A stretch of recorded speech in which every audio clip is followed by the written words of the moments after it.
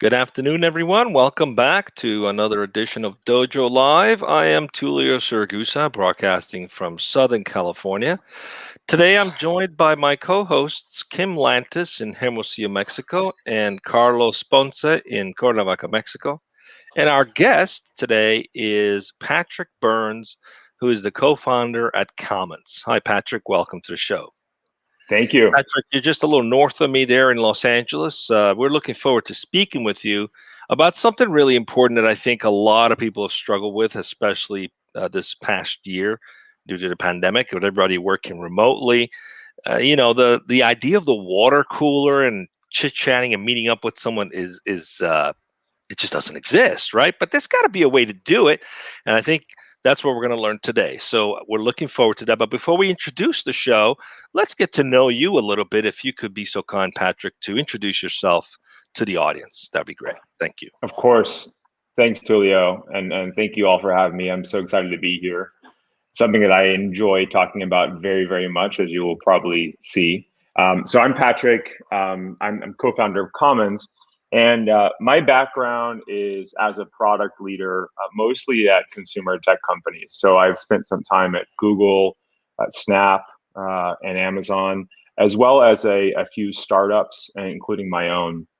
I actually started my career at an enterprise SaaS company about 10 years ago. And actually, previous to getting into tech, I actually worked in media, and I ended up producing a documentary film. And so I've definitely seen quite a lot of different products and industries. And Commons is so near and dear to my heart and to ours as co-founders, my two co-founders, which I'll introduce as well, because it really kind of summarizes a lot of not just a current challenge with working from home, but also kind of a human challenge with how can we communicate in a way that's most natural. Absolutely. That's a very big challenge today, especially with all the technology that's accessible. It's easy to just go and text and DM someone, and we've almost lost the art of communicating in person. So tell us a little bit about Commons. What's the company all about? What is your mission? How did this come about? Sure. So Commons is a company. Our mission is to make work feel more connected. And we believe that when people feel connected to work, to their colleagues, to their company's mission, to their managers, etc., that's when the best work happens. And so that's our overall mission. And this was really inspired by, as you can probably imagine, the sort of sudden shift that all of us, or many of us, experienced about a year ago when the pandemic hit and everyone started to work from home. And myself and my two co-founders, Aziz and Nazan, we were looking at this problem almost exactly a year ago, and we thought, this is really interesting. This is a paradigm shift. In a lot of ways, the way that we used to work is in the past. People are going to be demanding more flexibility in where they work, whether it's at home a few days a week or in the office. 5 days a week in the office is probably going to be very, very rare. And so as we dug into this, we started to realize that this actually resonated with us a lot as people. So Aziz and I worked together at Snap. He's an engineering leader with about 15 years of experience, and he was engineering lead of stories at Snap. I was product lead. And we actually met because we had a conversation, a non-work conversation, a water cooler chat, you could say, when we were both employees there, and we connected. We're very different people. He's from Turkey, I'm from Texas, very different lifestyles, but we actually had something in common, and that was this Turkish band that we both really loved. And that started that relationship. That was the kernel, and that ended up becoming a co-founder relationship. And his wife, Nazan, is our third co-founder. She has about 15 years of experience, spent about 10 years at Microsoft. So we came together and we said, wait a second, everyone's working from home, and that's going to be some sort of paradigm shift. But we're still in the cubicle era. We don't have the tools to communicate in the work from home context how you communicate in the real world. We don't. There's no way to have a tap on the shoulder interaction. It's like, hey, are you available? Wait. And so we started to break down, like wait a second, this is the problem here. How can we recreate? So our mission, as I mentioned, is to make work feel more connected, but our solution is really all about helping create a place for teams to talk like you're in the same room. And I can go on to more, but that's kind of at a high level what we're doing. I love it. All right, so let's learn all that we can today. What is the topic? Let's get right into it. Carlos, please. Yeah, absolutely. And thanks, Patrick, for being with us today. Well, Tulio and Kim, today we're going to be speaking about recreating the water cooler talk for the remote office. In other words, we're going to be looking at exploring why it's more important than ever to stay connected to your team via a real-time conversation. Okay, so the first question that I have for our guest, Patrick, is this. Why did you choose this particular topic, and why did you think it was relevant for this day and age? Please, can you elaborate on that a little bit? Thank you. Of course. Well, the topic is sort of foundational to Commons, the company, and a lot of the learnings that we gleaned starting about a year ago when we started looking to this problem. What we realized with this work from home and the remote work friction that was created, we realized that people described the way of working as transactional. People have Zoom fatigue because they're on Zooms or video conferences back to back all day long. That's not collaboration. That's basically taking a tool and bending it because there's no other tool available. And so the more that we dug into this problem, we actually, Aziz and I, we both worked at Snapchat for a while, and we're like, wait a second. When we were at Snapchat's ultimately a communication product. It's a tool that people use to communicate with your friends. And as a mission, the company wants to be the fastest way to talk to your friends. And so that's really instilled in our brains. And how do you create products that are super fast and help recreate like what it's like to talk or communicate in the real world? And so if I could, zooming out here, if I combine, the problem that we encountered with the market and then our experiences previous to looking at this, we're like, wait a second, there's some synergy here. Let's sort of combine these things and build a product that can recreate some of that culture and communication gap, or help can fill that culture communication gap that exists in today's remote work setup. So, Patrick, I'm curious about if the dynamics have also changed in the past year, right? Some of us have been remote for way before this pandemic started and got used to this idea of not having someone tap on your shoulder and say, hey, what's going on? Can we talk for a few minutes? Now, a lot of people probably have adjusted to that model where things are planned, things are done in advance. How do we sort of get back to this idea of collaborating and having that water cooler type of conversation? Is this something that the majority of people are complaining about, that they miss, or is there something that's more of a hybrid movement coming out of this that's happening? Based on your research or developing this, what have you discovered? Yeah, good question. And I guess there's three things I was hoping to hit on, that address this question, because it's a really good one. One is, we say water cooler conversation, water cooler talk, serendipitous run-in, ad hoc chat, quick sync. All of these are actually very distinct scenarios, and they require different types of to get there. They have people who are involved in these scenarios have different goals in mind. And so I think it's really important that when we say water cooler talk, it's actually an umbrella term. What we find is actually, there's several sub use cases, each one of which is valuable and independent of the others. And so that's one thing. And I think that even within sort of the umbrella term of water cooler talk, we're actually focused on a subset of those, and I can go into more detail on that. But I want to also address the first thing you said around. You're right. There are some teams that obviously were remotely before the shift to work from home with the pandemic, and a lot of them, some of them are doing very well, and they never had any of these issues. I would say that some of those teams, they actually have found ways to replicate this communication and culture style because they've been very diligent about it. So they're kind of like pros, is what you might say.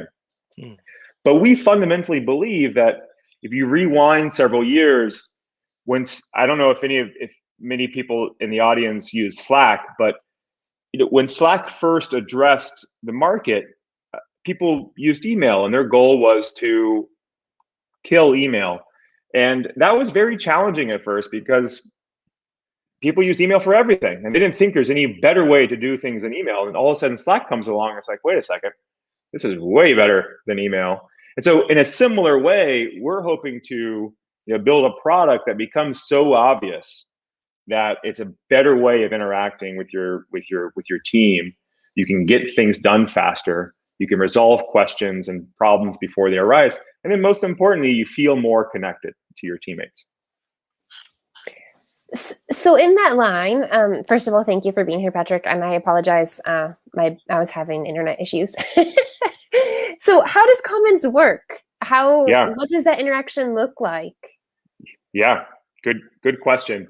I would first ask all of you to, if you're curious, sign up for our beta, of course, and you can get your own preview.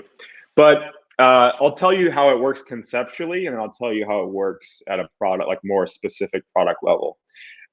Conceptually, Commons is kind of like being in the same room as your teammates, but only with audio. We do have video enabled as well if you want it, but imagine if you could, recreate your office. This is like my team, the marketing team, that's the engineering team, that's the product team. And you could basically just jump into different rooms and talk to anybody in there without having to, set up a meeting. So you might call it an always on audio experience that works like a walkie-talkie. So the walkie-talkie, the military sort of communication product, you press a button to talk, and then when you want to talk, you talk, and then you stop talking. And for us, that's really important because when we broke down, like if we wanted to recreate what it's like to talk in the same room with your teammates, we really had to reduce the friction. Right now, if I wanted to get to a conversation with a teammate on Slack, it's probably like a 6-step process. Are you available? Okay, when? Okay, how are we going to talk? Okay, here's my phone number. And so all of a sudden you're like, wait a second, I don't actually need to talk right now. I can talk tomorrow. And so when you reduce friction, you make it much easier. And so that's what we've done with Commons. Interesting. I love it. This makes sense to me now, the walkie-talkie component, because immediately throughout this whole year, we've been working from home and also distance learning with kids. And I'm like, my word, I don't really think my teammates would enjoy listening to Paw Patrol, or I said get down all day long. So it's like I'm heard when I want to be heard, and then they can respond accordingly. I love that. It works out very nicely. I don't know if any of you have Clubhouse, which is a very popular live audio app. And then there's, Discord is very popular among mostly like the gaming community. So there are existing pairings that if we think about the macro environment, live audio as a format seems to be having a somewhat of a moment in terms of consumer adoption. So that's obviously something that we're trying to lean into as well. Yeah, I love the fact that you guys have the live audio. I can't stand that I can't attach a voice message to Slack. I'm sorry, Slack. Love you guys, but sometimes you're just done typing for the day. You just want to quickly do a message. Carlos, I know you had a question coming up. There's WhatsApp for that. Yes, but It's not commonly used. I'm sorry, guys. I was doing my mute thing. I apologize. I noticed. Yeah, it's well before. Yeah, we have a question from the audience, and I'll read it back to you, Patrick. But Yeah. going back to what Tulio was saying about this inability of Slack and leaving voicemail messages, at least that's where kind of LinkedIn sort of stacks up these types of. Although LinkedIn is a different tool and a different platform for a different purpose, but it's always it's always good to just go and. Hey, I want to say something this to you or whatever, So it's convenient. Yeah, Patrick, the question that I have from the audience is this one. Let me just put on my glasses here. Okay, the question is this: how does Commons stack up against other video communication tools like Zoom and Google Meet? Yeah, great question. So our fundamental belief, again, going back to the foundation of the company, we don't believe there is a tool prior to Commons that lets you talk like you're in the same room as your team. And so the way that we Zoom, especially Meet and probably somewhere for Teams video conferences, the real world analogy of a Zoom meeting is every office has like a really nice conference room, long wooden table, like big TVs and like glass walls, and it's always really cold in there, and there's super duper speakers. That's the digital equivalent of a Zoom. It's a super duper high end, flawless, beautiful, very top video conference experience.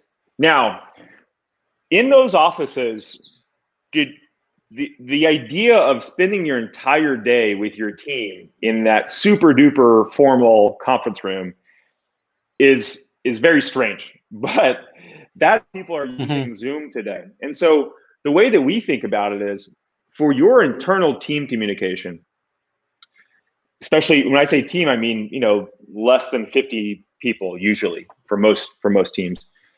Zoom is not really the ideal tool. Zoom is especially for the quick syncs, the really quick, like less than 10-minute conversations.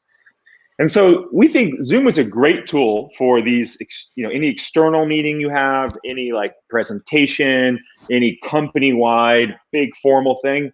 It is not a good tool for everyday team-based communications. And you can see this, like Tulio, like you said, many people feel Zoom fatigue because there's a lot of science in this. I don't want to bore you, but like when you stare at a video of yourself all day long and on a grid, it's actually not good for your brain. And so there's actually a scientific reason for why Zoom fatigue is a thing. But anyway, that's in general how we think about the difference. And yeah, I'm not surprised. People are like, well, you turning on a camera? It's like, no, I'm just going to walk around and talk. I'm done with the camera today. Go ahead, Kim. No, I like it. I like the idea of what happens when I hear you. The spur of the moment thought. I'm like, oh, guys, what would happen if this or this or that? And where you just sort of stand up and or walk around the corner and be like, hey. And even the casual chit chat of, back when it was still good and still a thing. Like, what'd you think of the Game of Thrones episode last night? Exactly. Because just not to interrupt you, but just on that point, it's very interesting. What we have found in the course of doing a lot of research is that, we used to think, oh, people miss the casual sort of, would you watch last night, or how was the weekend? They miss the casual chit chat, because all they have is the professional, formal Zoom style communication. So at first we're like, well, let's try to recreate the casual chit chat. But what we found is, and this is probably, I'm sure all of you can attest to this, but what we found is in the office, these things are interchangeable. You start the conversation with, how was your weekend? And then 2 minutes later, like, oh, by the way, did you see that email? Oh, did you, it's fluid. It's fluid. And so the idea that you have these things compartmentalized is unnatural So sorry, I didn't mean to. Yeah, and the interrupt audio there. component, because I mean, I think you can have some of that conversation written in with tools like Slack or something, but there's the trick because maybe you're not able to pick up, was that a joke? Are they being sarcastic? Are they angry? Are they in a rush? Whatever types of things that you are able to hopefully pick up on with the audio. And I was also going to ask, interesting fact here at the Encora Mexico offices, in our building here in Hermosillo where I am, obviously we're not there right now, but when we were, it's actually 3 floors and there's literally just one water cooler. And this was intentional.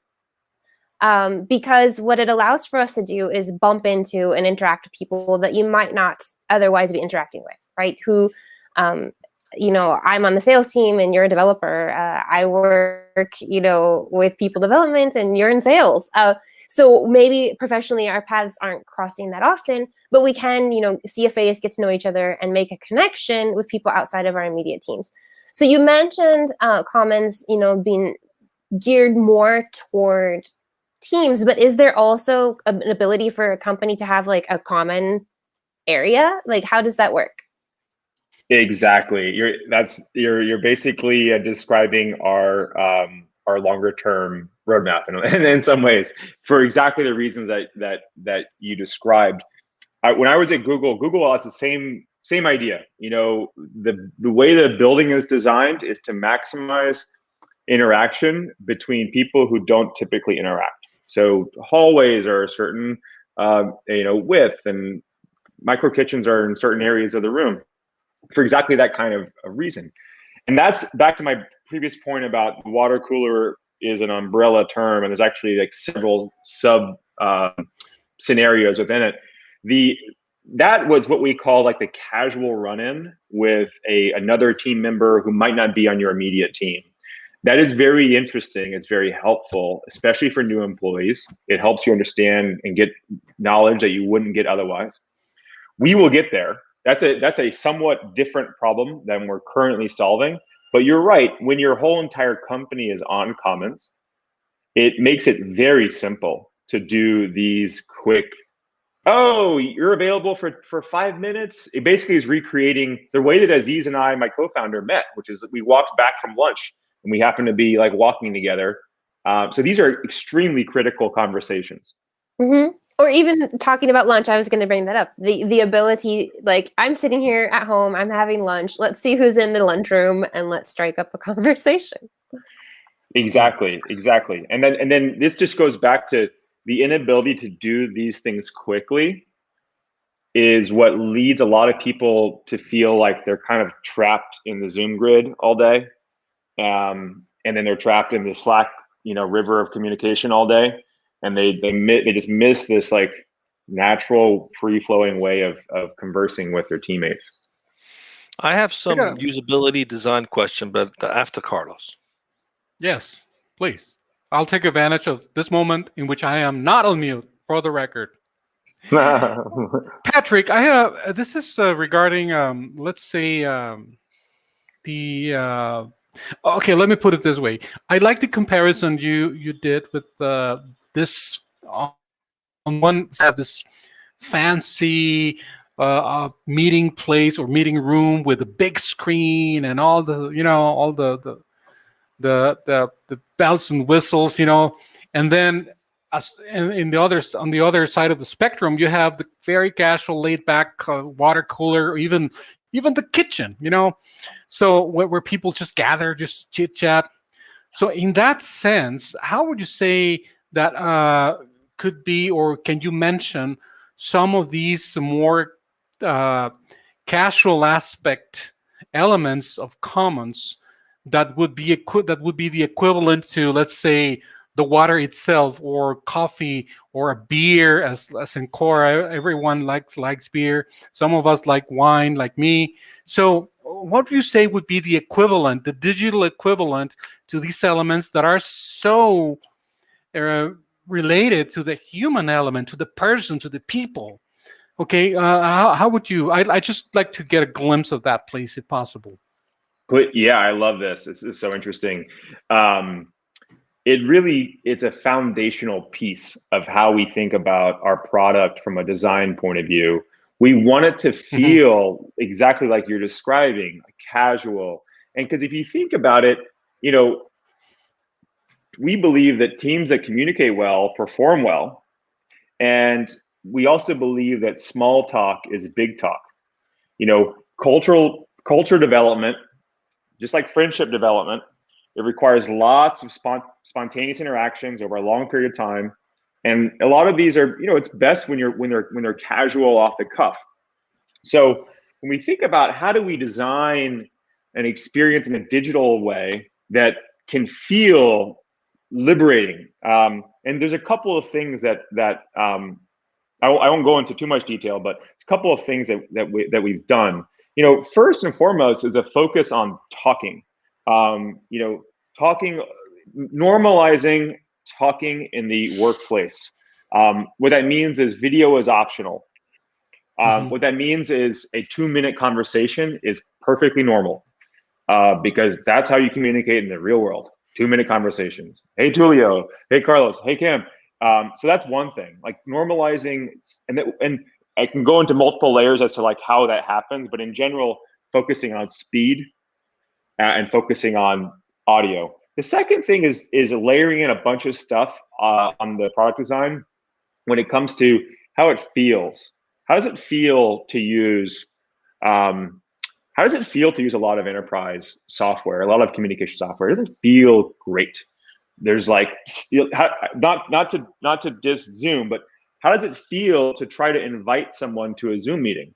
It takes like 5 clicks, and there's all these windows jumping up, and it's just like it's really overwhelming. It takes like 3 clicks just to leave.